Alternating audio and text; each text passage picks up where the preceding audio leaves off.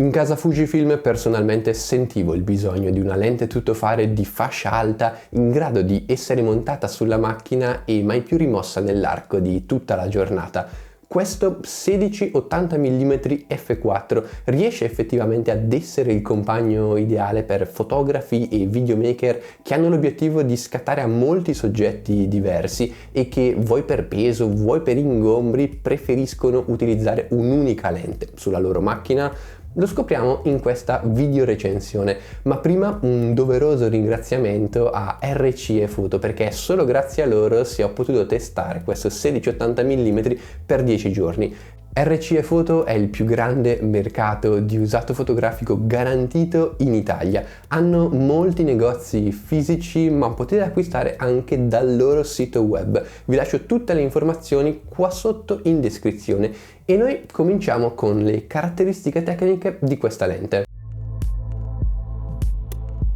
Ci troviamo davanti ad uno zoom molto spinto, 16-80 mm che nel mondo full frame equivalgono a circa un 24-120, assolutamente non male. Diaframma a 9 lamelle, filettatura per filtri da 72 mm, paraluce in plastica che può essere montato al contrario e può essere inserito sulla lente anche se è montato un filtro. E tutto questo in una dimensione di 78x89 mm e per un peso di 440 grammi. La lente è inoltre tropicalizzata e sulla carta è resistente fino a temperature di meno 10 gradi. Inoltre presenta una buonissima stabilizzazione di immagine fino ad un massimo di 6 stop. Quindi per quel che ci offre, peso e ingombri abbastanza contenuti, ma come la sentiamo in mano e una volta montata sulla macchina?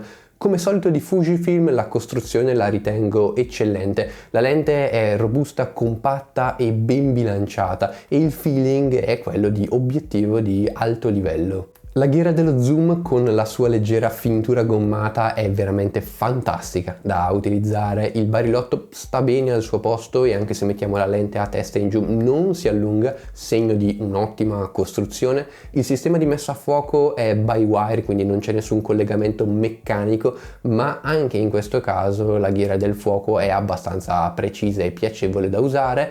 E infine la ghiera dell'apertura finalmente ha una corsa limitata e anche gli indicatori direttamente sul barilotto, comodità assoluta.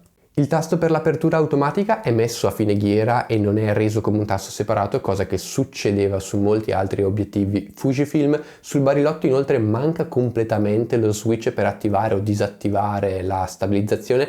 È un po' un peccato perché è fastidioso andare a disattivarla tramite un menu quando mettiamo la macchina su cavalletto, anche se la macchina e la lente dovrebbero in automatico riconoscere la presenza del cavalletto e disattivare completamente da soli questa stabilizzazione. Sono evidenti anche le guarnizioni, come già detto il 1680 è tropicalizzato, non ho potuto fare test molto specifici da questo punto di vista, l'ho semplicemente portato in montagna a meno 8 gradi e non ha risentito di nulla. Con temperature così basse a volte alcune lenti hanno problemi, i metalli si stringono e risulta essere difficoltoso scorrere alcune ghiere. Ecco, in questo caso non succede assolutamente, quindi promosso. Sulla mia X-T3 l'ho sempre trovato molto bilanciato, ma in generale penso che sia perfetto per tutta la linea XT e XH. Su macchine più piccole la cosa potrebbe farsi un po' problematica, su XT30 e XT200 non lo vedo assolutamente bene, temo che sia troppo grande per il volume della macchina.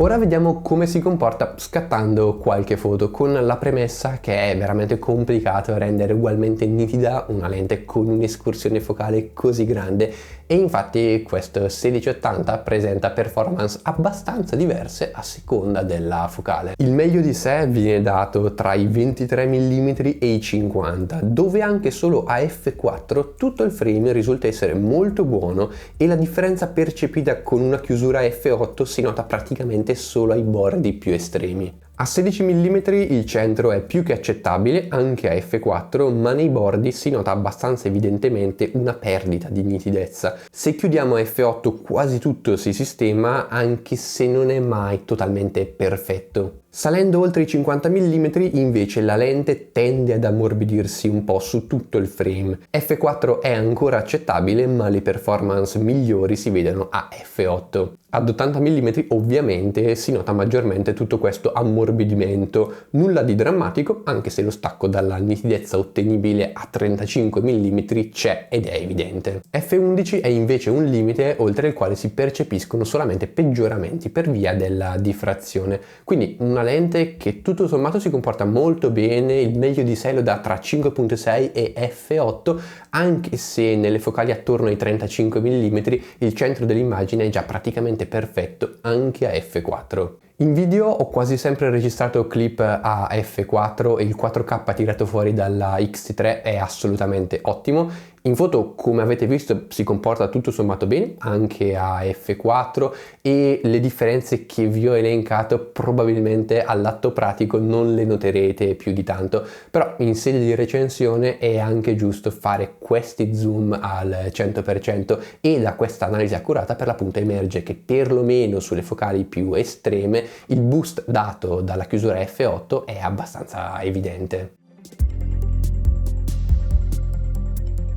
Le macchine Fujifilm presentano un sistema interno per andare a correggere vignettatura e aberrazioni. Potrei disattivarlo oppure potrei mostrarvi il RAW su Capture One andando a togliere questa funzione per mostrarvi che effettivamente a 16 mm questa lente soffre un po' di vignettatura, ma non avrebbe assolutamente senso. C'è questa funzione, la lente è stata pensata per essere utilizzata con questa funzione attiva, quindi attivatela semplicemente. E all'atto pratico il lavoro per l'appunto è quasi sempre ottimo, le aberrazioni non si vedono praticamente mai, anche in situazioni veramente complesse, e la vignettatura rimane forse un po' evidente solo a 16 mm, chiudendo a f8 scompare quasi del tutto anche in questo caso. Discorso del tutto analogo per quanto riguarda la distorsione, la macchina fa un ottimo lavoro e se tenuta in bolla anche a 16 mm tutte le linee verticali sono praticamente perfette. Ma questo lavoro purtroppo non è così entusiasmante anche in video, infatti durante una zoomata molto rapida sarà evidente il continuo cambio di correzione fatto dalla macchina. Un effetto per nulla graduale e decisamente sgradevole. È brutto da vedere? Sì. È rilevante? Non so, io non faccio mai zoomate mentre video, non mi piace l'effetto che danno e quindi non registro mai in questo modo, però se voi siete soliti registrare in questo modo devo assolutamente segnalarvi questo problema. Flare abbastanza ridotti anche senza paraluce, invece col paraluce montato semplicemente non mi hanno mai dato problemi. Scattando un po' di foto in situazioni veramente estreme si nota solamente una perdita di contrasto nelle aree dove c'è il flare, ma è anche normale che succeda così. Effetto stella inoltre gradevole, chiudendo tutto il diaframma, quindi la lente è promossa anche da questo punto di vista. F4 è troppo poco su APS-C? Probabilmente ve lo starete chiedendo in tanti e forse è proprio questo che vi frena dall'acquisto. Diciamo che su un'escursione focale così grande è già molto buono che siano riusciti a ottenere un F4 costante. Per quanto riguarda l'effetto è quello che potete immaginarvi. In video io ritengo sufficiente un F4 anche su APS-C per la maggior parte delle foto che faccio. In foto invece non mi resta che mostrarvi degli esempi che ho scattato in questi giorni. C'è di buono che seppur non estremo il bokeh visibile è molto morbido e le aree di forte luce sono arrotondate e mai con dei contorni troppo duri. Ovviamente scattando a 80 mm e avvicinandoci un po' al soggetto qualcosa di carino riusciamo ad ottenere e da questo punto di vista non possiamo assolutamente lamentarci. La distanza minima di messa a fuoco è di soli 35 cm e questo ci permette di avvicinarci veramente tanto ai nostri soggetti. Come già detto, le foto a 80 mm non sono così nitide come a 35, ma il risultato è comunque molto buono. Tra l'altro la possibilità di registrare questi close-up è molto utile anche per video, magari per riprendere qualche prodotto, quindi se state valutando questa lente per utilizzo video dovete assolutamente considerare anche questo aspetto. L'autofocus utilizza un motore passo passo e in punto singolo in foto l'ho sempre trovato molto scattante e rapido ed inoltre è silenziosissimo, praticamente non si sente. In video la FC è buono, ma più di una volta ho riscontrato dei tentennamenti in situazioni di scarsa luce.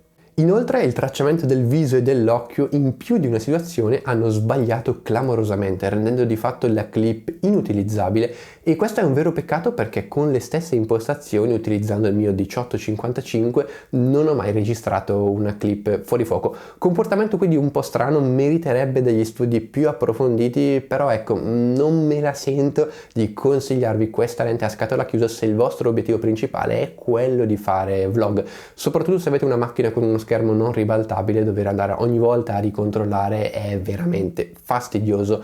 E questo è doppiamente un peccato perché i 16 mm su APS-C sono veramente perfetti per far vlog. Quindi per fotografie nessun problema. Per video in questi 10 giorni ho più volte riscontrato dei comportamenti abbastanza anomali. Poi se mettete la macchina in una situazione di luce ottima si comporta benissimo anche questo 1680, e le 1000 impostazioni che ci sono nei menu Fuji vi permettono di fare delle transizioni anche molto belle semplicemente con la FC. Altra piccola nota strana di questo autofocus è che sia in AF continuo che in manuale durante una zoomata l'effetto è di questo leggero sfocato. Non capisco bene da cosa dipenda, non è un'autocorrezione perché succede anche col fuoco impostato in manuale, penso dipenda dai componenti interni della lente, quindi non sia correggibile via firmware, è un peccato.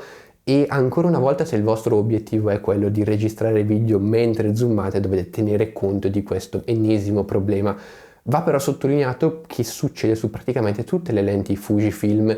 Il mio 1855 ne soffre un po' meno, ci sono lenti che presentano questo problema in maniera molto più marcata. In questo 1680 effettivamente sì, è fastidioso.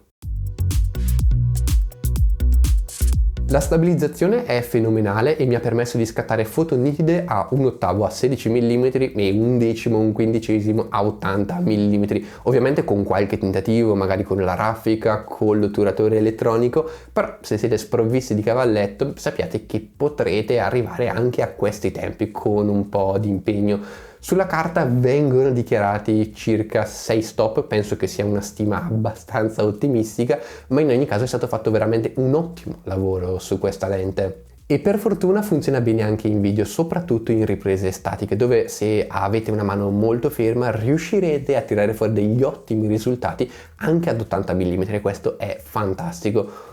Ovviamente tutto questo con le riprese di test fatte per la recensione. Poi all'atto pratico, quando state camminando, quando arrivate su una vetta di fretta per fare una foto al tramonto, ecco che sarà sempre un po' più difficile stare fermi e stabili. Quindi nel concreto tutte le clip che ho registrato in questi giorni sono sempre dovute passare per Premiere per essere stabilizzate leggermente anche via software. Quindi sì, la stabilizzazione funziona bene, è ottima, ma non così tanto da farmi completamente dimenticare la parte del lavoro di stabilizzazione via software, che ogni volta mi tira via parecchio tempo. Per le riprese in movimento invece è utile, ma non potete assolutamente pensare di camminare con la macchina in mano e ottenere qualcosa di decente. Per i movimenti laterali invece più di una volta ho riscontrato qualche scatto strano. Dovrei fare dei test più approfonditi, queste considerazioni emergono dopo un mese di utilizzo e io ho potuto utilizzarlo solamente per 10 giorni, quindi mi fermo qui. Tutto sommato sono soddisfatto. Ultima piccola nota sulla stabilizzazione. Fa rumore, purtroppo fa un po' di rumore e questa cosa rende di fatto praticamente inutile l'incredibile silenziosità dell'autofocus. Io molto spesso utilizzo l'audio interno della macchina, posso ancora farlo ma devo stare molto più attento a come parlo, magari alzare un po' il tono della voce e riascoltare i vari suoni che vorrei utilizzare per capire se sono veramente puliti o se devo scartarli.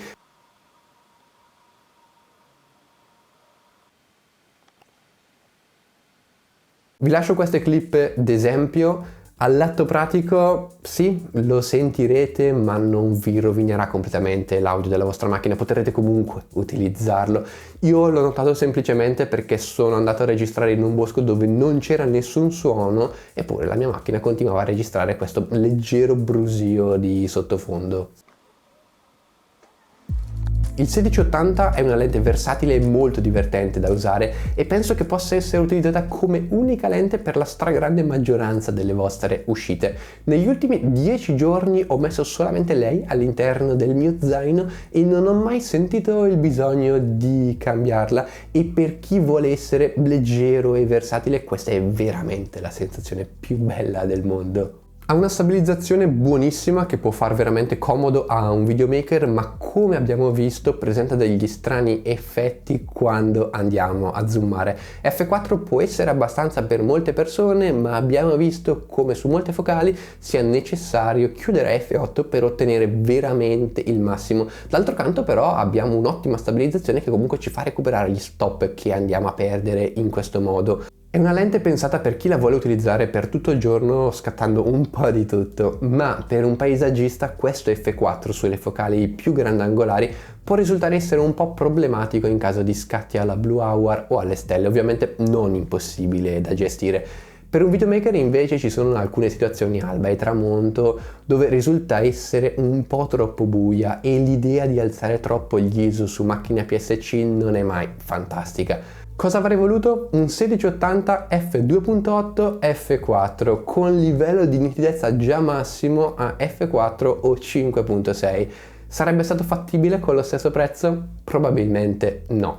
Il 1680 mm infatti lo trovate ad un prezzo sul nuovo di circa 700-800 euro e all'interno della linea di lenti di Fuji penso che si piazzi molto bene, è onesto questo prezzo per quello che ci vuole offrire e poi diciamocelo, ci voleva proprio una lente di questo tipo in casa Fujifilm. Ovviamente dobbiamo accettare dei compromessi e capire se questa estrema compattezza e versatilità possono giustificare un'apertura non più ampia di f4. Comunque da ora in kit, oltre al classico 1855 e il 1835, c'è anche questo fantastico 1680 che sicuramente andrà valutato con molta attenzione. Bene, la recensione è finita. In un video apposito parleremo del confronto tra questo 1680 e il mio 1855 perché è curioso confrontare queste due lenti. Non penso che il 1680 la sostituisca in tutto e non penso che nemmeno fosse questo lo scopo. Comunque ne parleremo in un video a parte. Un like se il video vi è piaciuto, scrivete qua sotto nei commenti per qualsiasi domanda, dubbio, vi lascio qua sotto i link affiliati Amazon per l'acquisto e i link di RC se volete valutare l'usato. E noi ci vediamo domenica prossima alle 13 con un altro video.